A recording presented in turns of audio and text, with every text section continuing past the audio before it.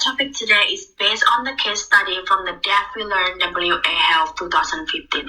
Case study to sepsis in the rural area delivered by AMU and medical imaging nurses at Fiona Stanley Hospital.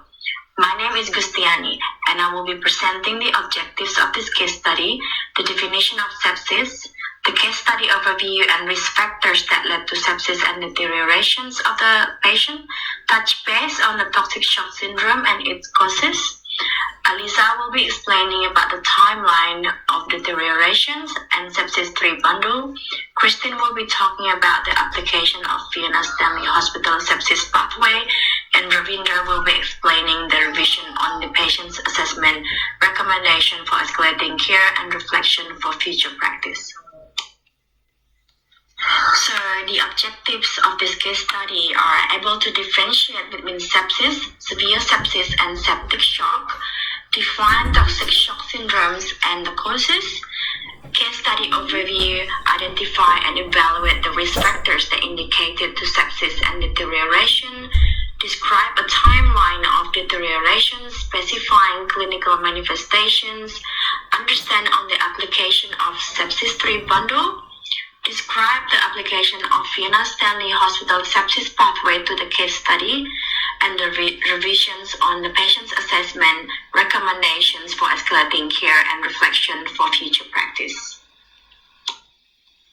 Definition of sepsis, severe sepsis, and septic shock. Sepsis was defined as a microbial infections that produces fever or hypothermia, tachycardia, tachypnea, and blood leukocyte changes. Sepsis is now increasingly being considered a dysregulated systemic inflammatory and immune response to microbial invasion that produces organ injury, and it manifested by at least 2 of the criteria below, which include temperature of greater than 38 degrees Celsius, heart rate of greater than 90 beats per minute, respiratory rate of greater than 20 breaths per minute, and elevated white blood cell. Severe sepsis is defined as sepsis associated with organ dysfunction, hypotension or hyperperfusion. Hypoperfusion abnormalities of end organs may include an alteration in mental status. And septic shock is defined as sepsis associated with hypotension and perfusion abnormalities. Despite of the provision of adequate fluid resuscitation, patient with septic shock required to have inotropes or vasopressor agents to maintain the blood pressure.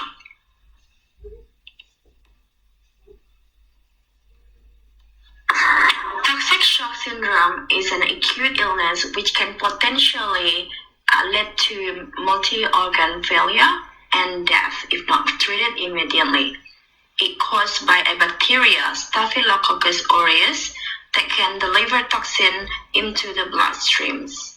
Here are some of the causes of TSS, which are using superabsorbent tampons, and it is believed that superabsorbent tampons, as they are kept inside the body for a prolonged time, becomes the perfect environment for bacteria to grow. The fibers used in these tampons scratch the vaginal walls, which forms the way for bacteria to enter the body.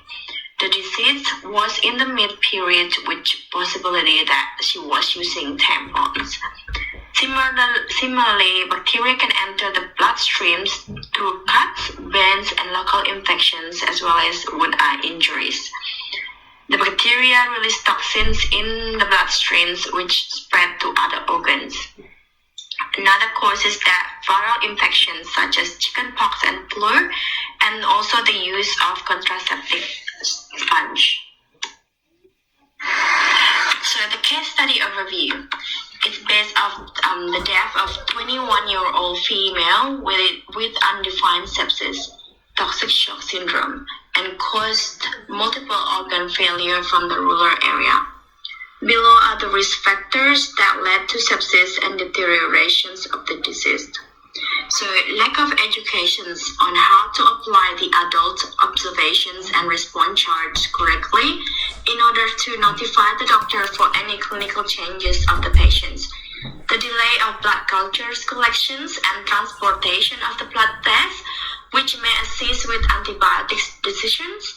Lower threshold of therapeutic interventions such as antibiotics administrations, inadequate access of healthcare services such as intensive care unit in the rural area, communication failure between staff members. For example, the nurses did not communicate effectively to each other, and they are also failed to communicate early signs of the deteriorations or changes in the vital signs to the doctor in charge. And finally, lack of training on blood collection procedures, including timing. So marking it as an urgency on the each blood sample so that it will get processed quicker, and storage them properly, because the storage affects the result for useful blood film morphology, and this prevents assessment on the development of some type of cell. I will pass you to the next speaker, Alisa. This slide is the timeline of events where I will highlight the points of deterioration of the late Amanda Dana Tawai when she started to feel ill on March 2012. For context, I have included events from her initial presentation and throughout her whole admission. As you can see, I have used orange and red to visually capture the deterioration risk based on available OBS and signs and symptoms that were mentioned. The orange points show high AD score, while the reds are met criteria, which should have been addressed and escalated.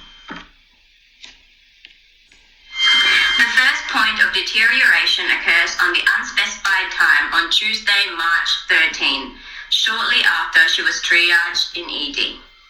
During this unspecified time, she was reviewed by the doctor to officially admit her. His examination findings were respiratory rate and saturations were not stated, so it's unclear if it was assessed. In ED, it was 24, which is elevated, and saturating 98%. She was very tachycardic with a heart rate of 146 beats per minute, which is a MET-call in our current ADS chart. Previously in ED, it was still a little bit elevated at 107. She's hypotensive with a blood pressure of 98/62. Previously in ED, it was normotensive at 122/89. She had a temperature of 40 degrees, which is obviously quite high. In ED, she was febrile at 38.4. The doctor also described her to be ill-looking. This is a little bit vague, and there's no mention of AGCS or alertness. The doctor's impression is dehydration and gastroenteritis, with a plan to admit her, provided her with IV metoclopramide, buscopan, paracetamol, pantoprazole, and rehydration of saline. This is initially to be administered fast. It's unclear how fast this fast running is and how much was actually delivered through this fast running. And then 1 liter over an hour. I will now highlight the second point of deterioration. On Wednesday, March 14, Amanda was mentioned to have had a fast heart rate and temperature throughout the day. It's unclear what the exact values were. She was then reviewed by the doctor at 8:15 and recorded to have had OBS within normal limits, including temperature. He also addressed the yellowing of her sclera, which one of the nurses previously reported to him. At 12:30, it stated that OBS were largely normal, even though her respiratory rate was 22, saturations remained good, heart rate was slightly elevated at 104, BP was not provided, and there was no temperature recorded, even when she's been febrile for most of her admission, and she was admitted with a febrile illness.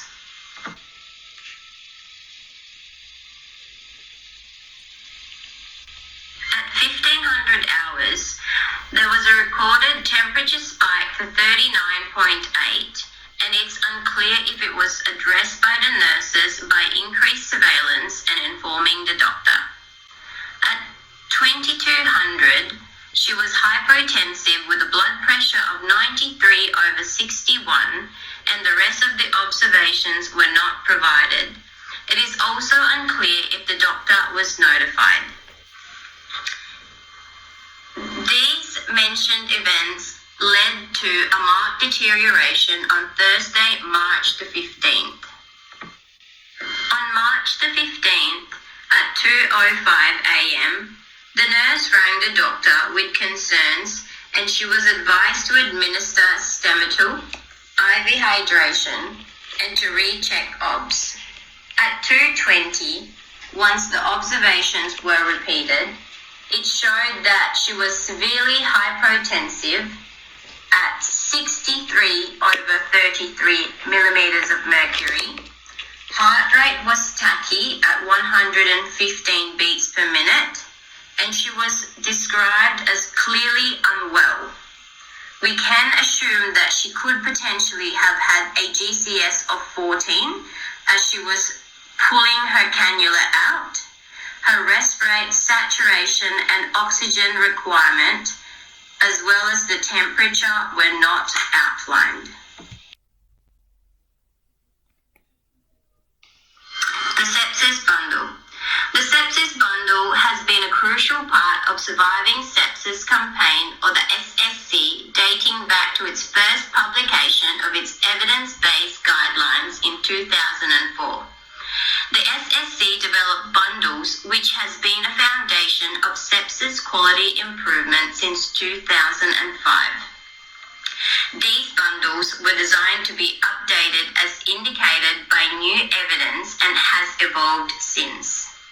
In 2016, the Sepsis Work Group proposed a new definition to sepsis and septic shock.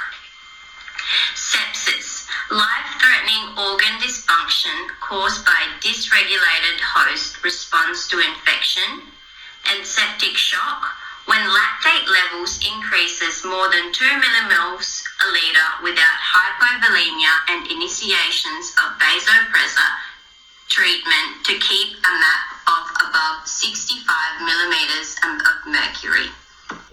Organ dysfunction was referred to as the increase of 2 or more organ dysfunctions on the Sequential Organ Failure Assessment Scoring System, or SOFA.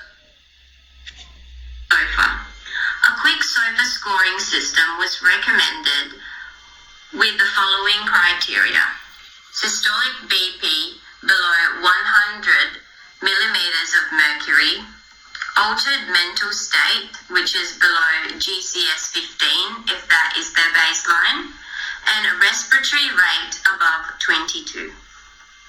Let us now apply the quick SOFA scoring system on the first point of deterioration on the unspecified time of Tuesday, March the 12th. The first criteria is hypotension or systolic BP below 100 millimeters of mercury. Amanda's blood pressure was 98/62 millimeters of mercury, so that will get her 1 point. The next criteria is altered mental status. It is actually unclear what her GCS was.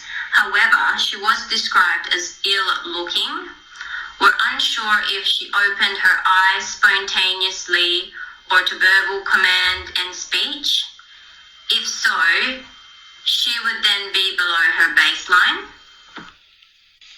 The third criteria is tachypnea, or respiratory rate above 22 a minute.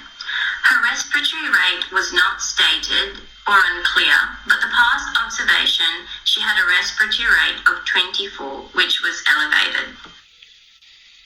The unavailable values inhibits us from scoring her accurately, but she had a potential quick SOFA score of 2 to 3 if we based it from the trend of her observations.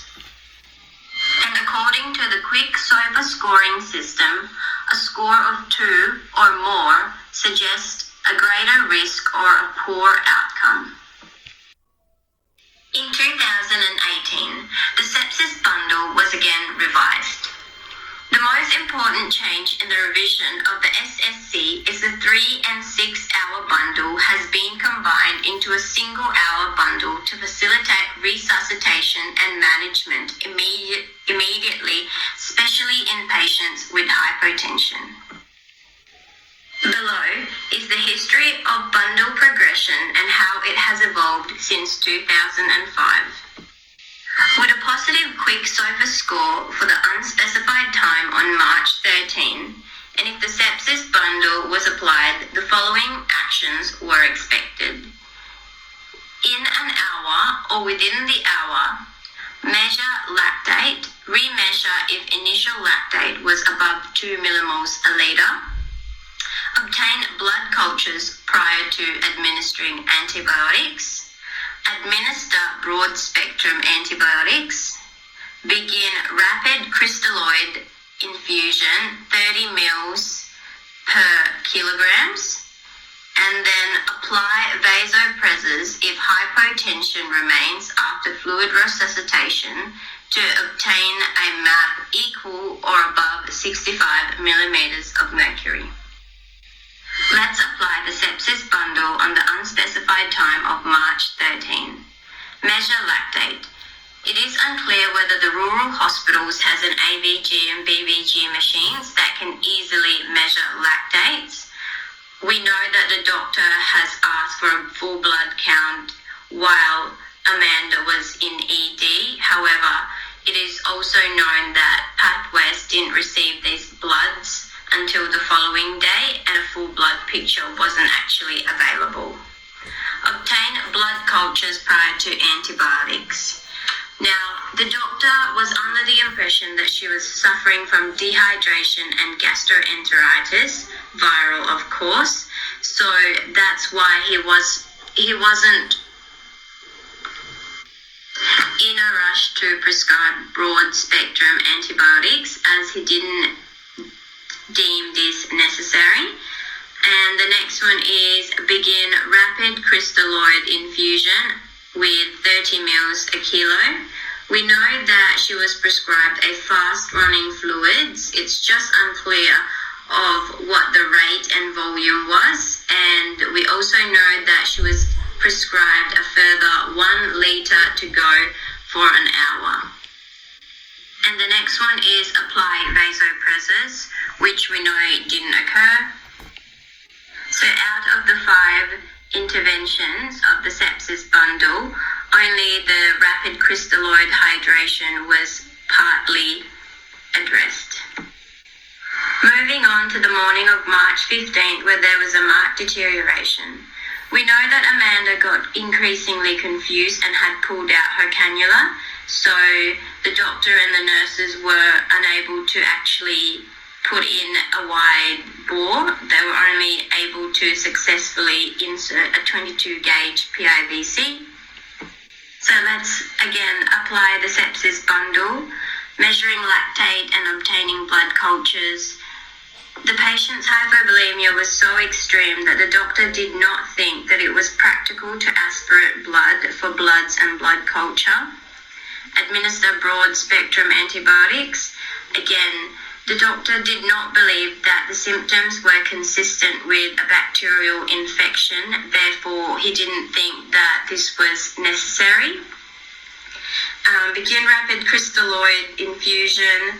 Because the cannula was so small, they did commence her on a normal saline infusion running at 500 mL an hour. And lastly, they did start a dopamine infusion to further support the blood pressure.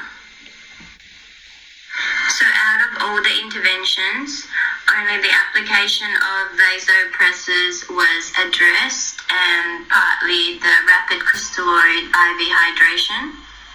It wasn't until Amanda was with RFDS where she received her first dose of broad spectrum antibiotics, and they had to commence her on noradrenaline, where her systolic BP was still very hypotensive, varying between 65 to 89 millimeters of mercury, with a persistent tachycardia at 116 to 132 beats per minute. Discussing the application of our own hospital sepsis pathway to the case study. Sepsis may present with subtle signs and symptoms, hence we should recognize and assess early. Fiona Stanley has two sepsis pathways, an inpatient and emergency. I will be focusing on inpatient adult sepsis pathway, and this is what it looks like. A nurse's responsibility is to recognize if the patient has two or more of the clinical factors. They should escalate accordingly to ADS policy or call junior medical officer. The list of clinical factors are respirations of less than 10 or more than 25 breaths per minute, SpO2 of less than 95%, systolic blood pressure of less than 100 millimeter of mercury, a heart rate of less than 50 or more than 120 beats per minute, altered level of consciousness or new onset of confusion, a temperature of less than 35.5 or more than 38.5 degrees Celsius, and the patient appears unwell. With our deceased patient, she has all but two of the clinical symptoms, which is her respirations and oxygen saturation that is within normal parameter. The medical responsibility is the assessment of the patient. First, they take the venous blood gas and check the blood pressure. If the result is more than 2 millimoles and or the result of the systolic blood pressure is less than 100 millimeter of mercury, then they should treat it for sepsis. It should be reviewed within 30 minutes by a registrar or a consultant, and if they did agree, they should follow the sepsis management, which is the collection of 2 sets of blood cultures, followed by administration of IV antibiotics. If the answer is no, they should still consider sepsis by discussing it with their registrar or consultant. If they did agree that it is not for sepsis, then they should treat it for alternative diagnosis. But if they discuss that it is still considered as a sepsis, then they should follow the sepsis management. Case, venous blood gas was not taken as it is presumably not available. The medical officer should also order for blood cultures and other investigations. Blood cultures for 2 sets prior to antibiotics, some urine, sputum, wound, or other cultures as indicated, FBCs, UNEs, LFTs, coags, and glucose, and the nursing responsibility is to collect it and send it to pathology. IV antibiotics should also be prescribed and commenced within 60 minutes from the time of diagnosis and should not wait for the results of investigations. And the nursing responsibility is to hang it and put in the time that we put it on. Medical officers should also continue monitoring the patient's respiratory rate, blood pressure, heart rate, temperature, level of consciousness, fluid balance, and urinary output.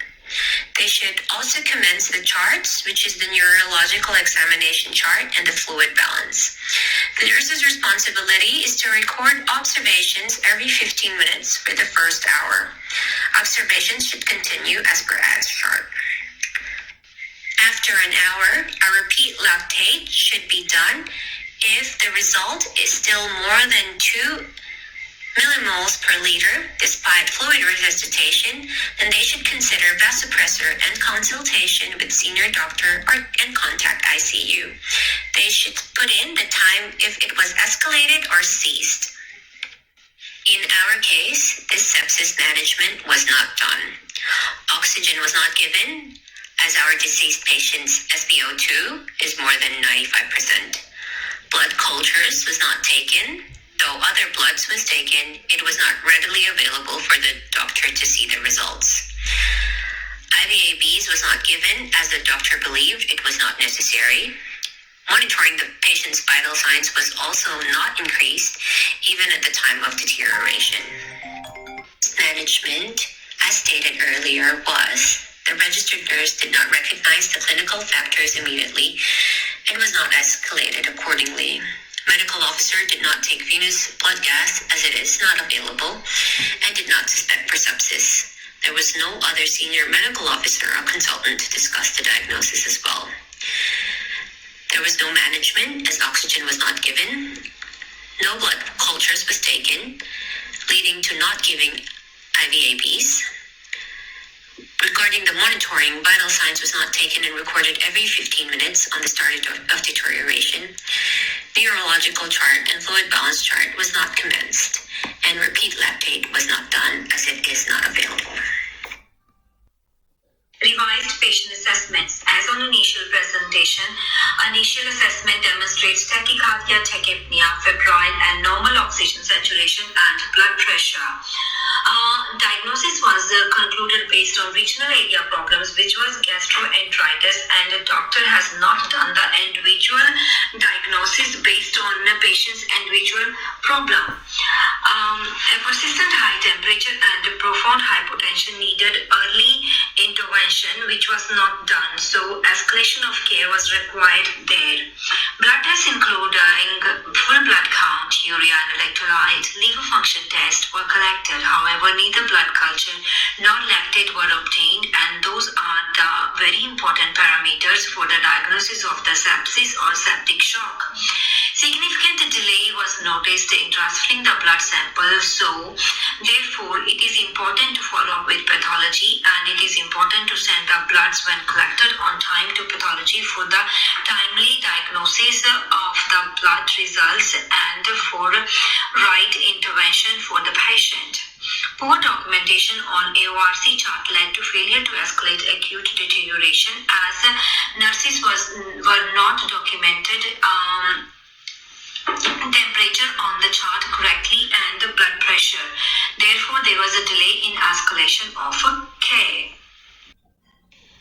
Recommendations. Vital signs documentation requires a graphical presentation which can track and trigger patient's hemodynamic condition. Moreover, adult observation and response chart must be initiated early, and required interventions such as frequency of vital observations, escalation to medical staff must be followed if any parameter falls beyond the threshold value. Organization should have various levels of escalation protocols such as medical emergency response team to attend patient with acute deterioration, as early intervention has linked with reduced mortality rates such as sepsis, so the use of sepsis pathway. Clinical settings are required to develop and implement patients, family and friends escalation of care pathway where they can assess health in addition to a treating team. Small hospitals also follow tertiary systems such as WA Health introduced recently Ashwarya call in the system. Effective escalation of care always depends on effective communication. Therefore, timely recognition and passing it to the healthcare professional must occur within reasonable time and include comprehensive details. Staff must have training and education on appropriate use of recognizing and responding system, and must understand their role and responsibility and accountability on escalation of care. Moreover, organizations should have well-defined response system which ensures timely assessment of patient, implementation of interventions, capacity to recognize life-threatening changes in body functions such as hypotension, respiratory distress, high-degree fever, and which was persistent in our patient's case.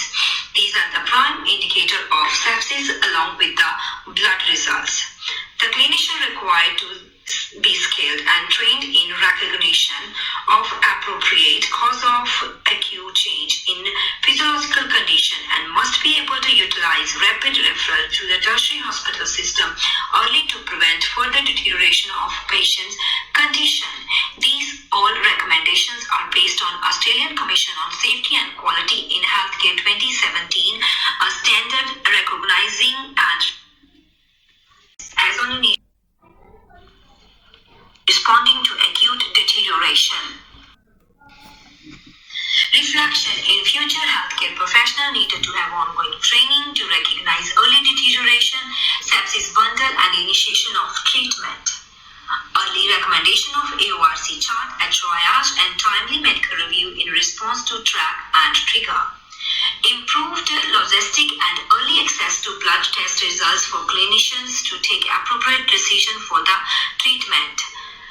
Implementation of sepsis bundle to ensure early identification and prevention. As in sepsis, time is key. So, therefore, timely escalation and timely response to the treatment is very important. If patient is not responding to the IV fluid administration, patient requires antibiotic therapy or inotropes for the hypotension.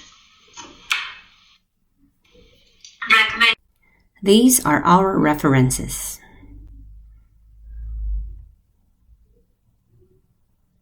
Thank you.